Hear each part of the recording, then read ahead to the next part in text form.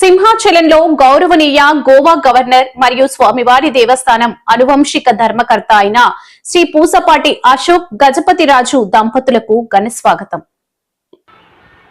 ఉత్తరాంధ్ర ప్రజల ఆరాధ్య దైవం భక్తకోటి ఇలవేల్పు క్షేత్రరాజు శ్రీ వరాహ లక్ష్మీ నరసింహస్వామి వారు వెలిసే ఉన్న సింహాచలం ఆలయం నేటికి విశ్వాసం, భక్తి, సంప్రదాయం కలిసిన క్షేత్రంగా నిలుస్తోంది.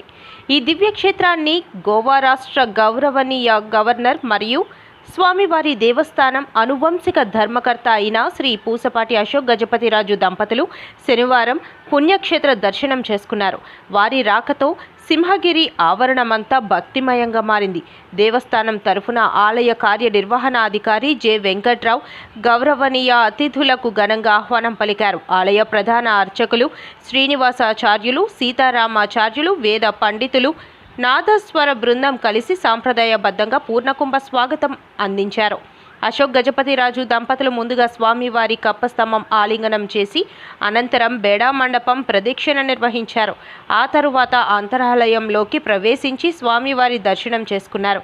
ఆలయ అర్చకులు ప్రత్యేక పూజలు నిర్వహించి వారికి ఆశీస్సులు అందించారు. వేద పండితులు అశోక్ గజపతిరాజు దంపతులకు వేదాశీర్వచనాలు అందించారు.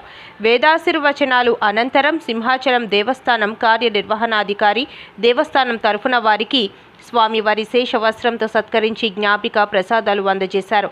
ఈ సందర్భంగా సింహగిరి చరిత్రలో మరో మధుర ఘట్టమని భక్తులు ఆనందం వ్యక్తం చేశారు. ఆలయ సహాయ కార్యనిర్వహణాధికారి కె. తిరుమల